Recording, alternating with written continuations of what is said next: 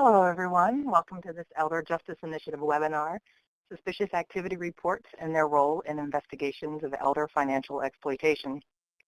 As with all technology, we may at some point experience a momentary lapse in the webinar session. In the event of a problem, please just be patient, remain with us, and the webinar should resume shortly. I do want to pause and take a moment here to see that everyone is connected.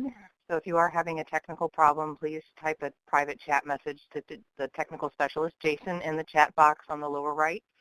You can also access him by emailing jadams@ovcttac.org if for some reason you cannot use the chat feature.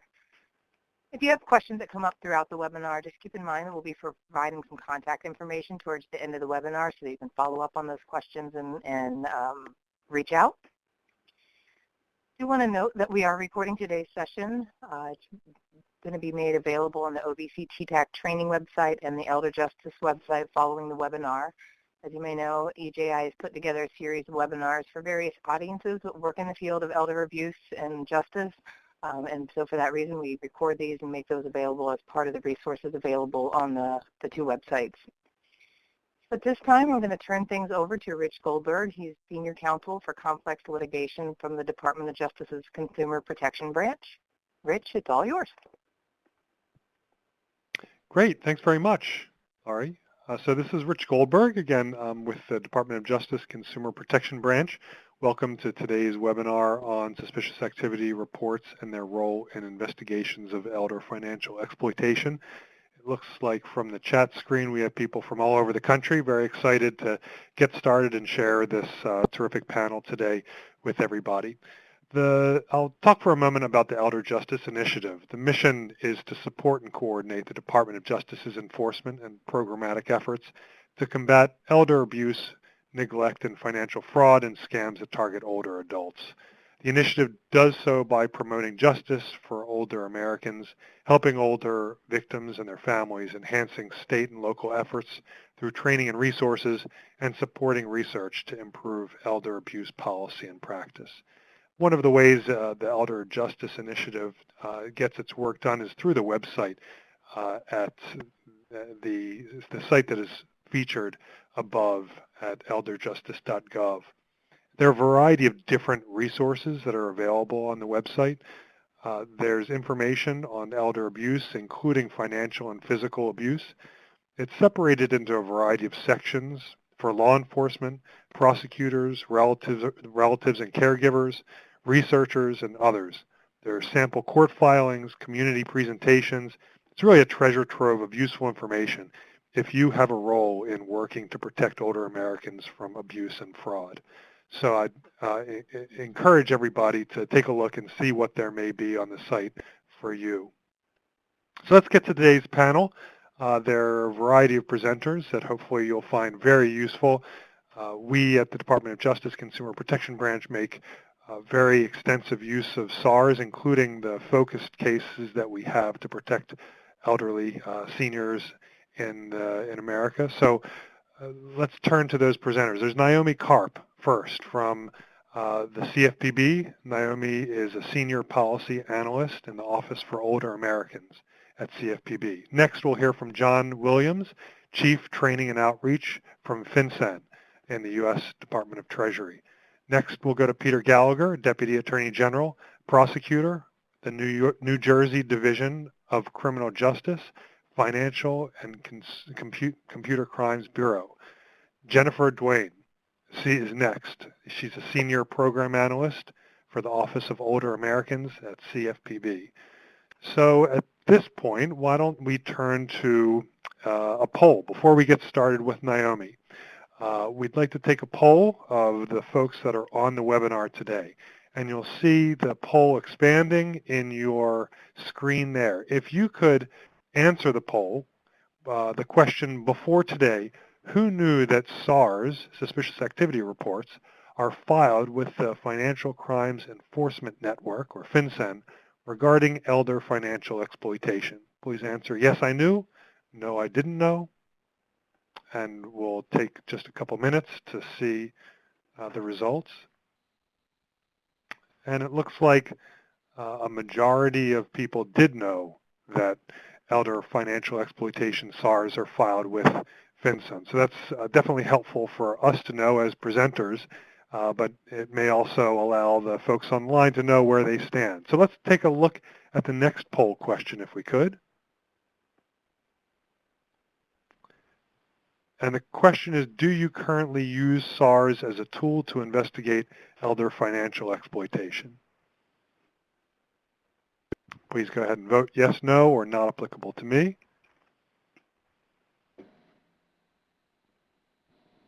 And so again, folks on the line can see where they stand. About a third is yes, about 15% is no, and about 50% is not applicable to me.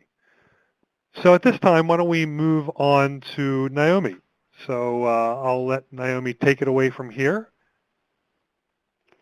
Great. Thanks so much, Rich. And I have just really enjoyed seeing everyone earlier on reporting in from where they are all over the country. It's really got my juices flowing here, and happy to get into this.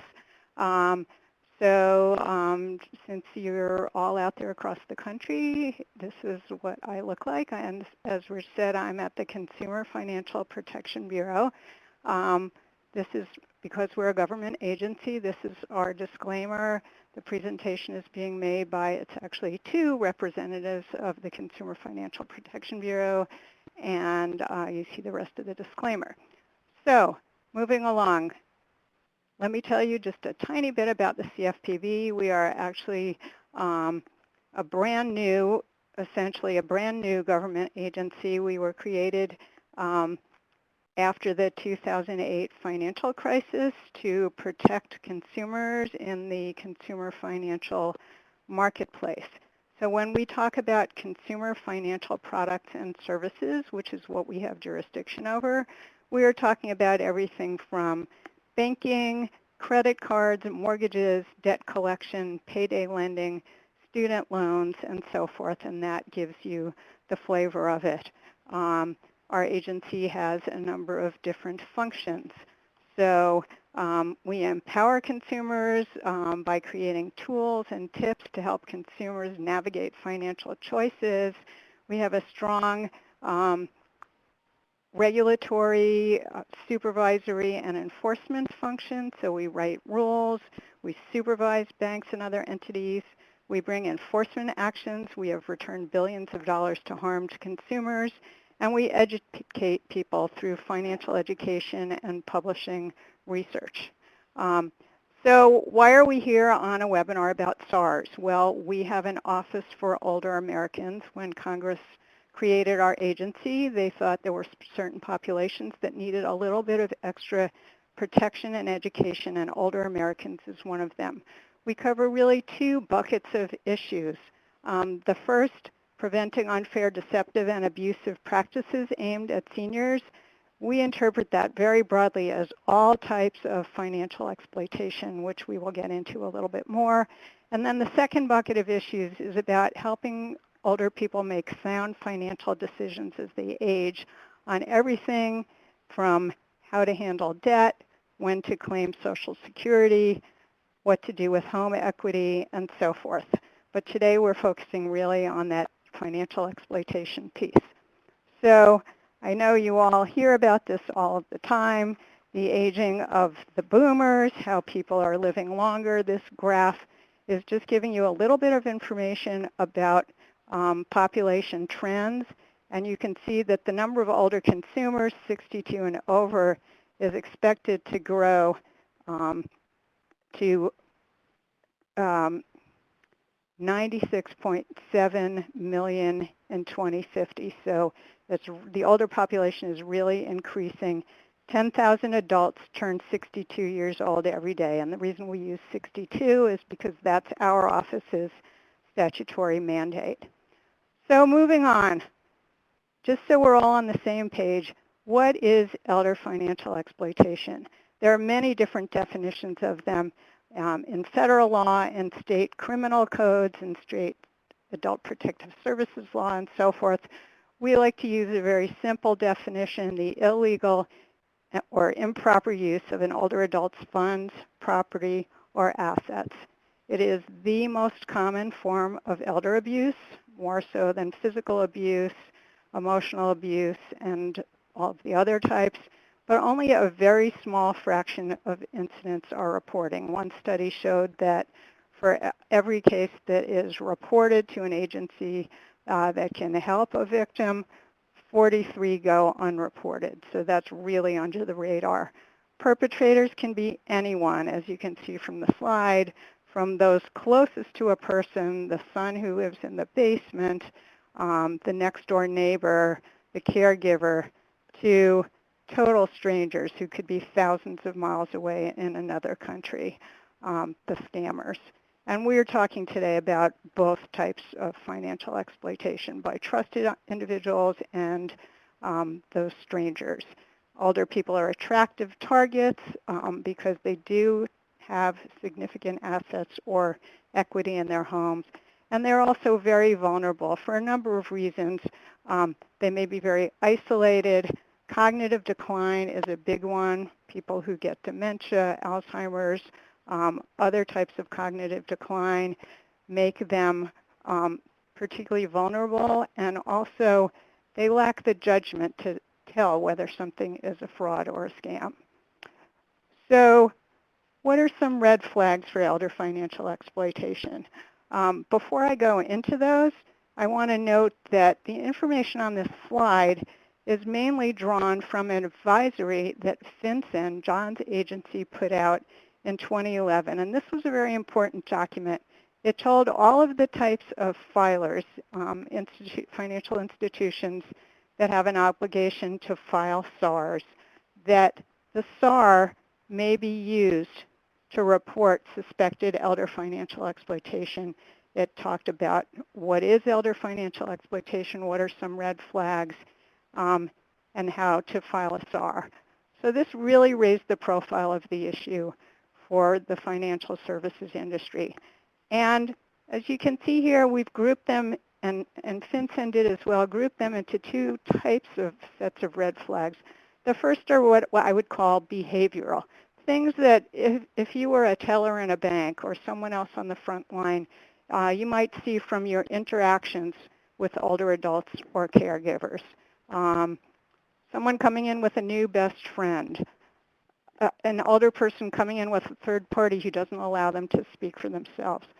Someone saying, oh, I won the lottery and I need to wire $5,000 so I can get my prize, those kinds of things. And then others are the account activity, large increases in activity, uncharacteristic things like ATM use.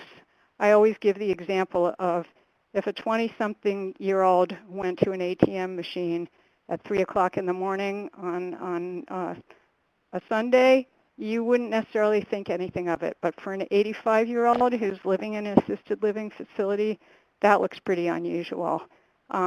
Abrupt changes to financial documents and other atypical transactions. So now let's talk just briefly about some of the things that our agency, along with other federal agencies, have done to address the problem.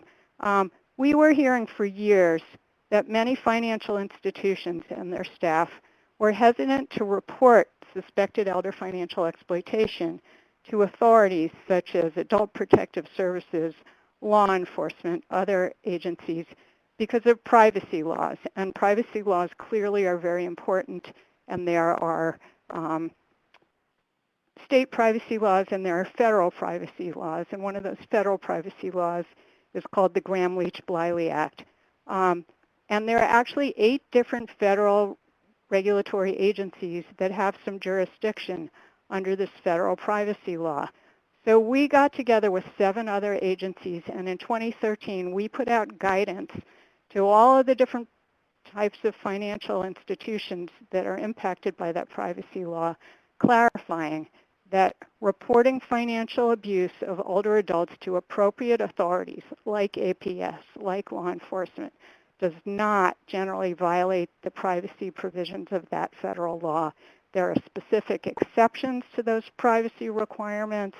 They're for things like preventing fraud, complying with a state or federal law. That could be a state mandatory reporting law, responding to an ongoing civil or criminal investigation.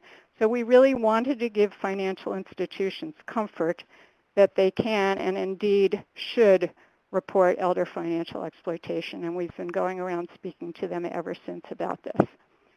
So what did our agency do after that? We really saw financial institutions, and we were focused particularly on banks and credit unions, as so well positioned to spot, detect in many ways elder financial exploitation, and then respond to it and hopefully prevent it or at least mitigate the harm.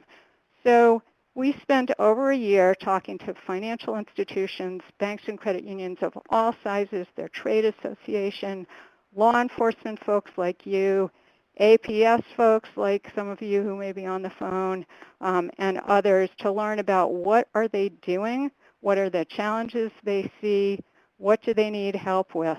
And we put together a set of best practices for those financial institutions to prevent and respond to elder financial exploitation. It's not a regulatory compliance thing. It is a set of best practices to help them look at what they are doing and measure it against some of the practices that we told them about. We put that out in 2016. We had a webinar like this shortly afterwards. We had over 1,000 representatives of financial institutions on there, so this is of great interest to them, and we continue to get out there on this. I don't have time to go into all of those recommendations. These are kind of the 6 different categories of things that we tell them about. I hope I'm whetting your appetite to find this document. It's on our website, consumerfinance.gov.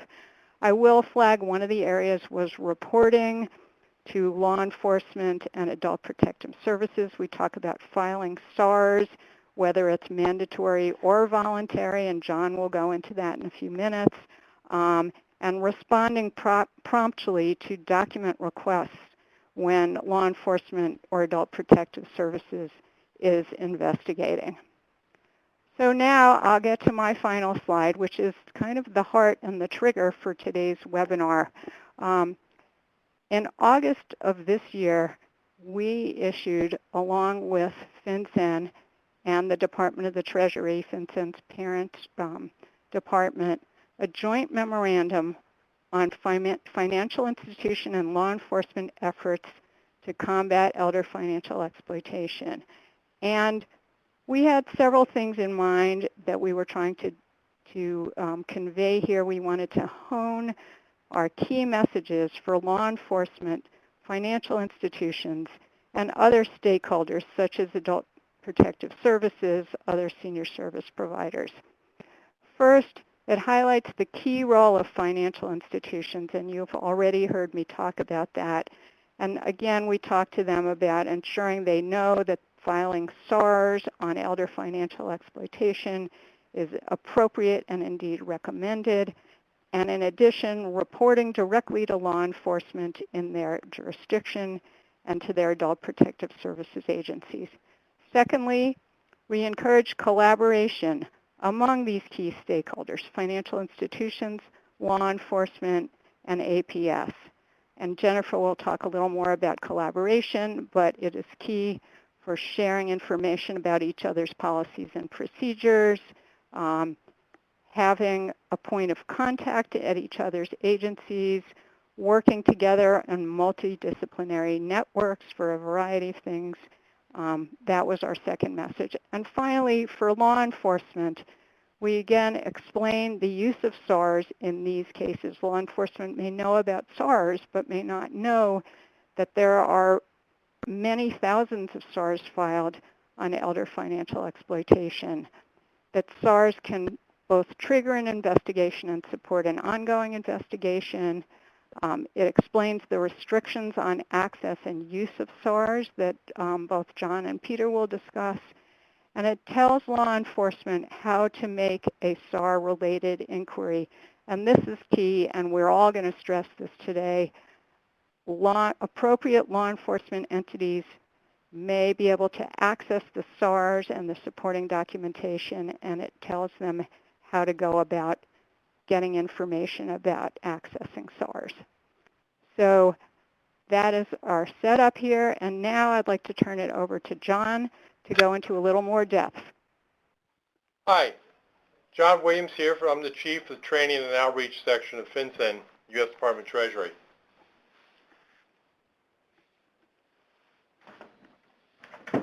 So, the Bank Secrecy Act, or BSA, it was enacted by Congress in 1970 to fight money laundering and other financial crimes. The BSA requires many financial institutions to create paper trails by keeping records and filing reports on certain transactions. We look at this as the nation's first and most comprehensive anti-money laundering statute. A series of reporting and record-keeping requirements to document suspicious or large cash transactions. It's a powerful tool for preventing corruption of the United States financial system. What is a suspicious activity report? It's a mandatory filing by a financial institution to report suspicious transactions. In 2013, FinCEN implemented an electronic reporting form that contains a checkbox so filers can specify that a suspicious transaction concerns elder financial exploitation. And I have a graph here, so it shows trends in the elder financial exploitation SARs. So you see in 2012, it was very low, and so far of 2017, it's up over 56,000 SARs filed on this one subject.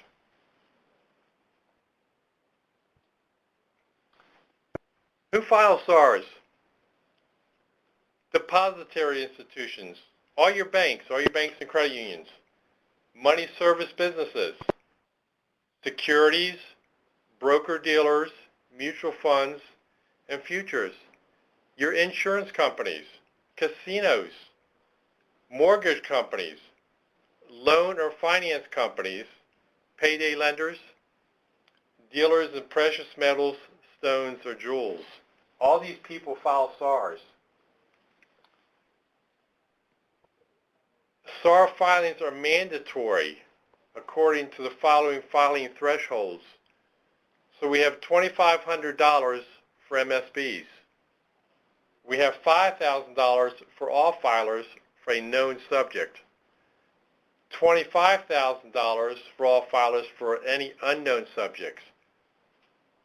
All filers may also file SARs voluntarily for a suspicious transaction of any dollar amount. So it can be for $10 if the bank or the casino feels it's suspicious, they can file a SAR. Law enforcement use of SARs. A user may use FinCEN data obtained via a SAR consistent with the agency's legal authority and for the purpose of identification, investigation, or prosecution of possible or actual violations of the criminal law that fall within the agency's jurisdictions. We do not allow casual browsing. Casual browsing of the portal to run a query on anyone not related to an investigation is not permitted. Law enforcement personnel may use information obtained from a SAR in connection with an official investigation. FinCEN has agreements with law enforcement in every state as well as most federal law enforcement agencies. We have a state or an agency coordinator with every agency in the country that has direct access to our data.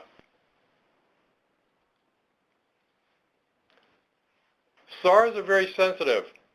They may not be used in an affidavit to support a warrant, given to anyone outside of the investigation, disclosed in discovery or in a press release, generally cannot be used in open court.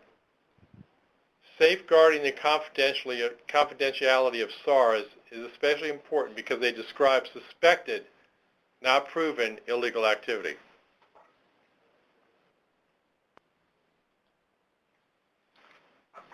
We have a couple of U.S. Code sections. For unauthorized disclosure of SARs is a violation of federal law. The first one is 31 U.S. Code, Section 5321 for civil penalties. There's also a criminal penalty at 31 U.S. Code, Section 5322, that cover the criminal violations. Supporting documentation may be referenced in a SAR. Supporting documents can be requested without a subpoena by law enforcement. Potential to connect the dots between subjects and victims. It can be a proactive tool for early intervention and loss prevention for the elderly. So if anybody out there is a law enforcement investigator, if you have a question on the use and disclosure of a SAR, you can contact the FinCEN Resource Center at frc@fincen.gov. We will be glad to put you in touch with the law enforcement contact in your state.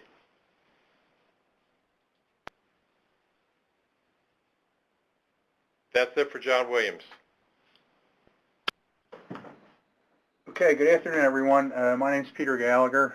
I am a prosecutor with the Attorney General's office in the great state of New Jersey, and I am now going to talk to you further about SARs. Okay, how is a SAR created? Well, John touched on some of this, but let's go over it again. It's important. Financial institutions in certain industries are required to file a SAR when they detect a known or suspected violation of federal law or regulation or suspicious activity relating to money laundering, terrorist financing, or other criminal activity. So there's a lot of useful information for law enforcement in all SARs. Today we're concentrating on elder financial exploitation. So that's why the slide is highlighted with other criminal activity. Elder financial exploitation will fall into that category. Sometimes when reviewing SARs, if the bank didn't check off the little block for elder financial exploitation, you'd have to read through it to find out what's really going on there. Okay. This next slide here, practical considerations for law enforcement, use of SARs in criminal investigation and prosecution. This is sort of an outline here of what I'm going to talk about in the next few minutes. How law enforcement obtains a SAR. We're going to reiterate the confidentiality of SARs, how it's important that that information not be disclosed. The fact patterns that can be found within SARs, and let the SARs be with you. A little Star Wars reference with the latest movie coming up there. They can guide you. They can guide your investigation. SARs is an investigative roadmap, the use of subpoena power, and if all goes well through your use of SARs in your investigation, they will help you to charge your case. Okay. How does law enforcement obtain a SAR? Well, essentially there's two ways. There's reactively they obtain it, or proactively they go get it. So in the reactive category, financial institution contacts a law enforcement agency with SAR notification.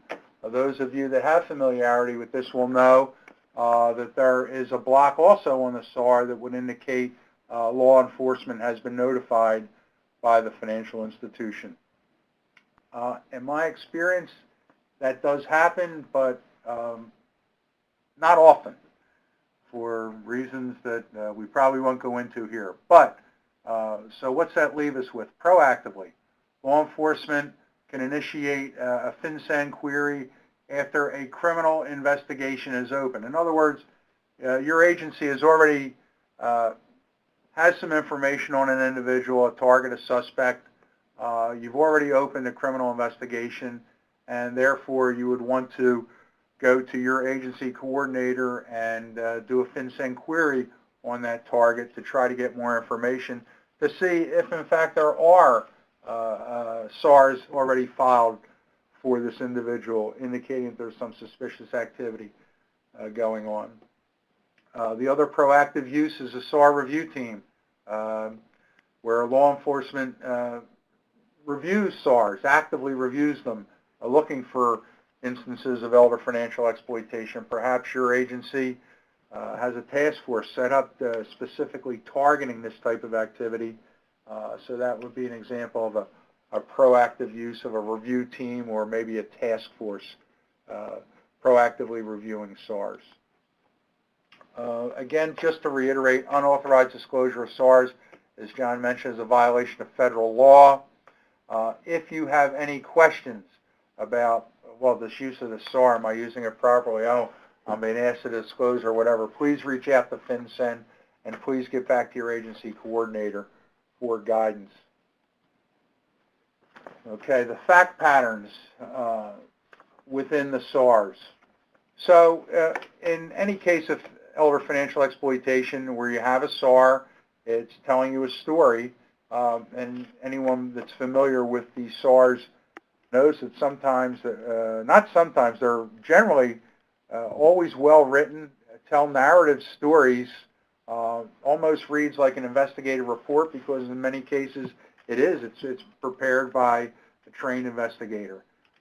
And what's that investigator looking for? Well, erratic or unusual banking transactions, frequent large withdrawals, including from ATMs, debit transactions in an inconsistent pattern for the elder, wire transfers in large sums of money, cashier's checks is another one. And again, as Naomi talked about earlier, it's just patterns. You're looking for patterns that you wouldn't expect an elder to do. Just frequent trips to the bank, trips with other persons to the bank, frequent use of ATM every other day or what have you in large sums of money, transfers within accounts from one account to another, these types of things. Okay, we talk about SARs as an investigative roadmap and connecting the dots. It's really all there for you. All you have to do is go look for it. The who, what, when, where. I could add how to the slide here. You're going to get individuals, bank account numbers, a pattern of activity that the investigator would put forth and highlight as, this looks very suspicious to me. I'd like to use the Sesame Street reference. You know, which one of these things doesn't belong?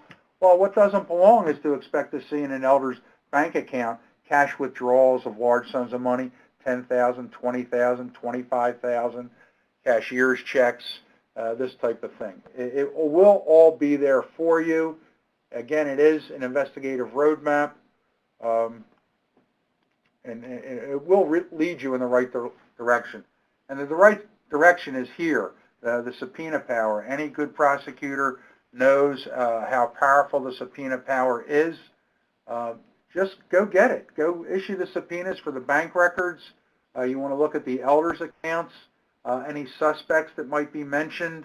And then after you get the initial subpoena returns, you're probably going to issue more subpoenas for related entities or other things that present themselves during the course of the investigation.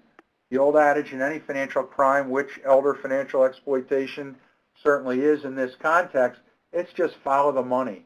It'll lead you to where you need to go in charging your case. So you have the SAR, you have the details, your detective has it, your prosecutor's looking at these things, you've issued subpoenas, you've done great investigative work, now what? Well, you're ready to charge your case. And usually in the elder financial exploitation cases, we see these types of charges, theft, fraud, identity theft, theft by deception, misapplication of entrusted property when you're dealing with fiduciaries, accountants, attorneys, things of that nature, and money laundering. In New Jersey, money laundering ends up and can result in a consecutive sentence as opposed to a concurrent one when you have a money laundering charge along with one of these other underlying criminal offenses of theft and fraud. Okay, so you're sitting out there, you're on this webinar, you're hearing hopefully this good information, and you say, okay, well, how do I use this? Well, here's a publicly available database provided by FinCEN that will show you what's going on in your jurisdiction. If you go across, let me see if I can get this little draw guy here to work. Okay, let me pull this guy down here. Oh, he actually took me to the screen. Okay, we're here. Let's, does everyone see this? I guess you can't respond to me. But you want to fill this out. You want to go right to the drop-down box. There it is for depository institutions. If we come over here under suspicious activity, you will find elder financial exploitation under this little drop-down box. Takes you some time to get there, but it's in here. If you X these out, you'll get to the elder financial exploitation.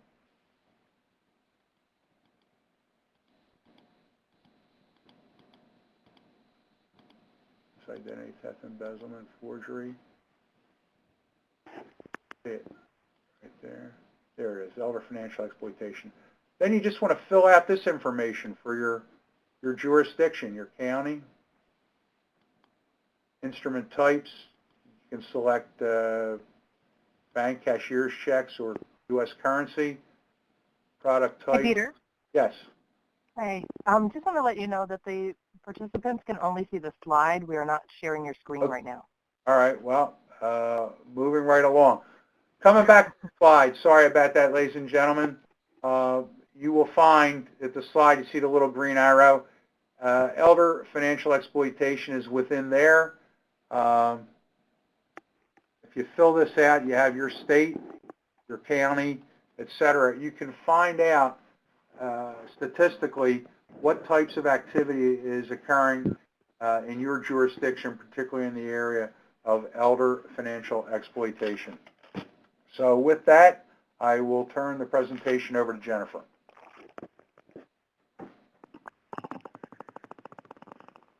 Great. Thank you, Peter. All right.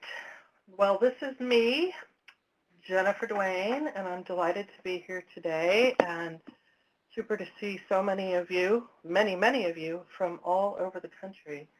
So thank you so much for joining us. I am going to focus my remarks on collaboration, networks, and resources. So prevention and response to elder financial exploitation is greatly improved when financial institutions, law enforcement, and APS or other social service agencies develop collaborative relationships and build bridges of communication between each other. Financial institutions and law enforcement can share information with each other about their policies and procedures for detecting, assessing, and reporting elder financial exploitation. In our experience, these different entities don't necessarily speak the same languages, certainly not so much at the community level when it comes to detecting, reporting, and collaborating around investigations. So that is why we have a huge emphasis on collaboration within this joint memorandum. Such relationships can facilitate timely response to reports and ensure that staff at the respective stakeholder organizations have appropriate points of contact when questions or challenges arise. So whenever appropriate, financial institutions can provide expert consultation in sort of network settings like financial abuse specialist teams and the like on banking and financial documentation processes and procedures that will help assist law enforcement and adult protective services with case investigations. In various locations around the country, key stakeholders have convened in various forums, what we consider multidisciplinary networks, that are successfully addressing the problem of elder abuse, including, and of course our focus, elder financial exploitation. Networks engage in activities such as education, training, individual case review, and financial institutions are strongly encouraged and are often greatly sought after in these communities around the country to participate in local networks, and they can locate these networks through their local adult protective service agency. Actually, all of you can, through your local adult protective service agency or through your local area agency on aging.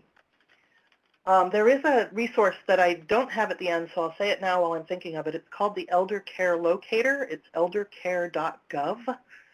That is a fantastic one-stop shop to find all kinds of resources for older adults, but there is a section on elder abuse, and if you click on that, it'll get you to either your area agency on aging or to Adult Protective Services, and you can inquire about networks or start your conversations there. Financial institutions can also point their older account holders to these resources as well to assist them with finding help. So going on here, in August of 2016, we culminated our work on a study of national networks, and we released a report and recommendations on fighting financial exploitation through community networks. And we also released a resource guide, and we also have a summary of same for quick reference.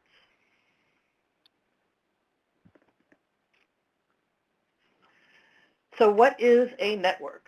Well, a network is a sustained and largely voluntary collaboration or partnership working to detect, prevent, respond to elder financial exploitation. And we already heard what financial exploitation is with Naomi's presentation, but our definition through our Money Smart for Older Adults program and through our guidance here is financial exploitation is the fraudulent and otherwise illegal, unauthorized, or improper actions by a caregiver, fiduciary, or other individual in which the resources of an older adult are used by another for personal profit or gain, or they are actions. Elder financial exploitation is actions that result in depriving an older person of the benefits, resources, belongings, or assets to which they are entitled. We say that networks are sustained because they are not a one-time event or meeting, they are ongoing. Some meet monthly, some meet every other month, some meet quarterly, and we've run across a few that meet a couple of times a year for specific activities such as the World Elder Abuse Awareness Day, Public Awareness Initiative, or otherwise. We say that these efforts are largely voluntary from formation to operation. This is an important distinction that mandates MDTs or similar organizations with interagency protocols. So to put that into sort of easy terms, these networks generally are voluntary because the agencies are committing FTEs or committing staff to go to meetings, and it is not necessarily in their mandate to do so. I recently met with a network in Tennessee that meets at lunch hour because nobody has the time in their work day otherwise. So it really underscores the amount of passion and dedication these advocates have. So the benefits of networks are many. Our study revealed the findings that for seniors and professionals in the community, there's great benefits, especially in terms of the education is what we've noticed, or is what we studied.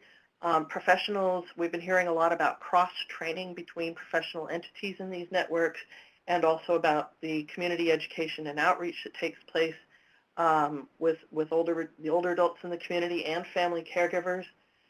Definitely improved response to cases of financial exploitation, especially when these bridges of communication are built and contacts are made between agencies and individuals working in financial institutions, etc. There's increased reporting of cases in communities that are doing outreach, and definitely increased referrals between agencies because of the heightened awareness. And speaking to the interagency or cross-training pieces, this enhances the members' skills and capacity to address the issue. And of course, this all results in improved coordination, including the use of often scarce community resources. There are local networks in, for example, Cook County, Illinois, and Oklahoma City that have stated that the participation of financial experts such as forensic accountants and compliance officers from financial institutions was crucial in their case review functions. Financial experts do often contribute advice and analysis regarding, among other things, financial transactions, access to needed documentation, and often the recovery of assets. As I mentioned, networks help members gain a clear understanding of each other's roles, their policies, their resources, and often their limitations, which is frequently misunderstood, especially as elder abuse laws do vary from state to state and need to be, different states and different networks need to apply their laws accordingly. A local network in Fairfield, Ohio told us that network collaboration helps speed up processes such as obtaining guardianship orders and emergency orders for placement or to freeze assets. Networks increase the reporting of suspected cases. In many states with mandatory reporting laws, networks work to raise awareness of their state's reporting requirements for financial institutions, which we discovered increased reporting.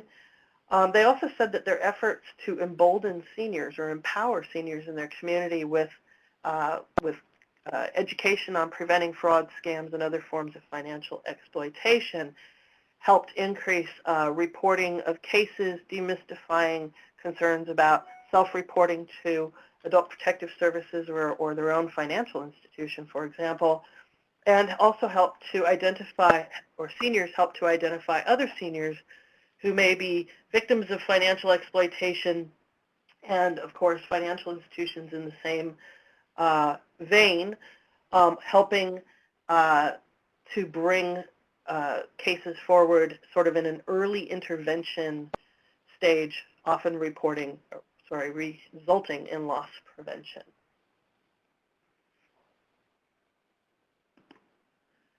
So there are different types of networks. One of the more commonly known types is a multidisciplinary team. These provide agencies such as APS and law enforcement with resources, consultation, and advice concerning elder abuse cases.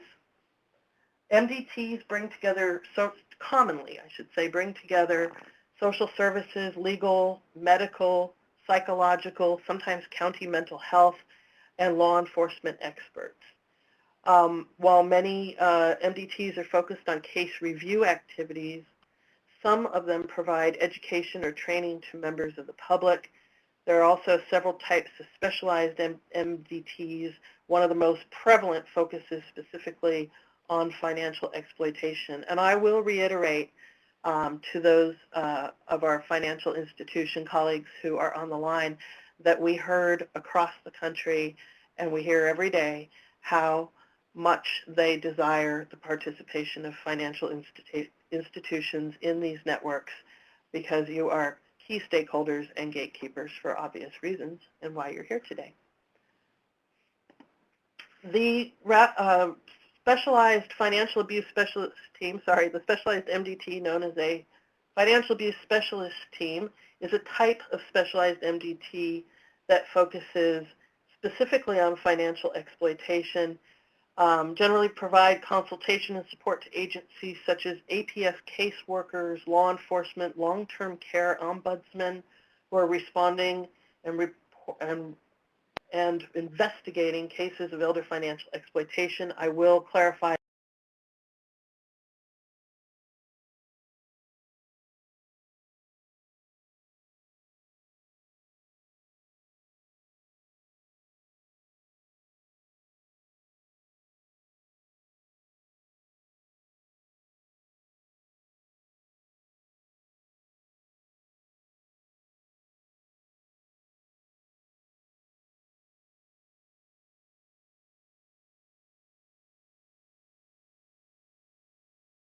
a broad-based To connect your please. You will now read financial abuse. mute off. Very open to professionals from all different disciplines to participate in their efforts. There are other types of networks, sometimes known as coalitions and task forces. We saw that 22% of the networks working on elder abuse are not MDTs, but some are actually triads, which is another type of network we identified, triad or SALT. Triads are under the National Sheriff's Association. There's many hundreds of them across the country with many thousands of volunteers, usually with a very strong membership around law enforcement or retired law enforcement. Many triads have an umbrella organization over them called a SALT, which means Seniors and Law Enforcement Together. Triad is actually not an acronym, but you can go to the National Sheriff's Association website, which I believe is nsa.org, but you can always Google National Sheriff's Association if I followed that up. And you can look for a link to triads, and there is a list that is kept up to date of every triad in every state. And so if you're looking for a triad as potentially boots on the ground to help you with community outreach, and also potentially to help engage law enforcement with your network, your MDT, your FAST team, or otherwise, a triad can be a tremendous resource to you. And triads are also increasingly taking on the issue of elder financial exploitation and going out into the community and conducting fraud, scam, and financial exploitation prevention and public awareness, community awareness programs such as Money Smart for older adults and other types of public awareness initiatives. In our resource guide for networks, we have steps for starting a network. These are all guidance. It really isn't a one-size-fits-all, but we gathered as much of the promising practices that we could find around the country and congealed them into this. So there's steps for starting a network. There's some discussion about funding and sustainability. Traits of the successful network coordinator, which is so important because the coordinator is usually the heartbeat and the glue that keeps everyone together, sets the agenda, sends out the meeting invites, keeps the list of members, et cetera, et cetera. And sometimes networks have two coordinators to share the burdens or share the work, and sometimes subcommittees to handle various aspects, whether it's case review as a subcommittee, community outreach and education as a subcommittee, training, whether it's interagency or cross-training or training for financial institutions, or I'll plant the seed that financial institutions are increasingly providing training for law enforcement, adult protective services, and others, as we mentioned on their protocols, policies, and procedures. Quickly, Money Smart for older adults. We have, this is our presentation, our curriculum. It is an awareness program. It's very comprehensive. We developed it in collaboration with the FDIC. The curriculum includes an instructor guide, a resource guide, and a PowerPoint. There's about 300 plus minutes of presentation material designed for older adults that can be adapted for other community members or professionals even. The resource guide is a standalone handout that you can order in bulk free of charge from us through our website, which I'll get to at the very end. I want to point out that the curriculum is available in Spanish, and it also is both the instructor guide and the resource guide are in 14-point font for really particularly user-friendly for older people, but for those of us who are a little bit older and we're presenters, it's nice to have that instructor guide in 14-point font as well. And as we like to say, 14 is the new 12. So when you are developing materials for older people in your community, keep that in mind. Our topics are, we have an overview of common types of elder financial exploitation, and it covers a lot of different types of frauds and scams. There's a robust section on identity theft, medical identity theft, scams that target homeowners, so you can segment these out to target particular audiences. If you know that the group you're meeting are homeowners at a homeowners association, you may want to consider having this material for them. Scams targeting veterans, planning for unexpected life events, and how to be financially prepared for disasters, which is a increasingly popular set of curriculum we've noticed along the Gulf Coast and other areas where disasters have been sadly happening more and more than ever before, it appears. We released a new version of Money Smart for Older Adults in March, and it has some new content in it. In case any of you are using the old version, you should know that there's a new, refreshed look. It has great new graphics, a much cleaner look and feel, and it has new content on debt collection scams, IRS imposter scams, charity scams, and other helpful information, along with activities and evaluation forms and all kinds of goodies. We do have some other resources, but I'm going to just pop ahead here to make sure we finish up. And if I have time at the end, I'll circle back. We have lots of resources on our website that you can pull from that are supplemental handouts for Money Smart or for whatever presentations or senior fairs or opportunities you have to get good, solid, plain language information out to older people and family caregivers and others. So Money Smart for Older Adults can be found at the FDIC website. They are our partners in producing this curriculum. It's fdic.gov/MoneySmart, and then you look for the drop-down on Money Smart for Older Adults. You can order all the materials. You can download all the materials there, including in Spanish. And you also can order the copies from us, and there is that link right there, gousa.gov, but you can also go to our website, which we'll come to here in just a moment. And then here's the link to the memo. It's a bit unwieldy. I apologize for that. That's on our website. And again, to find a local network to connect with, to start working on collaboration around your prevention, your interaction, your building relationships, and hopefully collaborating on investigations around elder financial exploitation, you can go to eldercare.gov to where it'll connect you with a local resource. And at this point, I want to remind everyone that if you are looking for the memo, we'll have it up here on the screen in just a second to download. It's up here already under the download box. I've not seen it. There it is, right there under the download box. So where you see to the right of the screen, there's a download files place for you, and you can click on that joint memo and download it. And then you can also, if you are law enforcement and you are looking for information on where to find your agency coordinator or an agency coordinator or a state coordinator or another, or some assistance with questions about SARs, you go to FRC at fincen.gov.